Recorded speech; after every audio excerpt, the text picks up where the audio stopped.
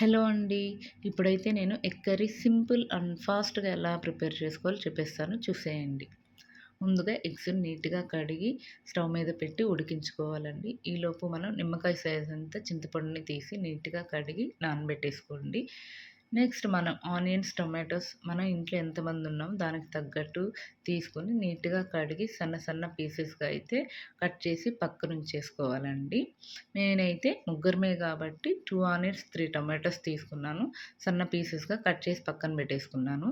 ఇప్పుడు చింతపండు గుజ్జుని సెపరేట్ చేసి పక్కన పెట్టుకున్నాను. ఈ ఎగ్స్ కూడా బాయిల్ అయిపోయాయండి. ఇప్పుడు పాన్ పెట్టేసుకొని ఆయిల్ పోసాక హీట్ ఎక్కాక ఆవాలు, జీలకర్ర, పచ్చిమిర్చి, కరివేపాకు, ఆనియన్స్ వేసి గోల్డెన్ కలర్ వచ్చేంత వరకు రోస్ట్ చేయాలి. ఎగ్స్ కూడా వేసి అది కూడా రోస్ట్ చేయాలండి. ఇప్పుడు టొమాటోస్ వేసి సాల్ట్ వేసి మూత పెట్టి 2, 3 నిమిషాలు ఉడికించాలండి. ఇప్పుడు కారప్పొడి వేసి అది కూడా 2, 3 నిమిషాలు ఉడికించాక చింతపండు గుజ్జును వేసి బాగా ఉడికించాలండి. ఆయిల్ పైకి తేలేలా. ఇప్పుడు కొంచెం మెంతి పౌడర్‌ని చల్లామంటే మనకు ఫిష్ కర్రీ స్మెల్ వస్తుందండి. టేస్ట్ కూడా సూపర్ ఉంటుంది. సో, 2, 3 నిమిషాలు బాగా అటు ఇటు తిప్పాక ఆయిల్ పైకి తేలుతుంది చూడండి. ఆ స్టేజ్‌లో కొత్తిమీర తీసుకొని గార్నిష్ చేసేసి ఆఫ్ చేసేయండి.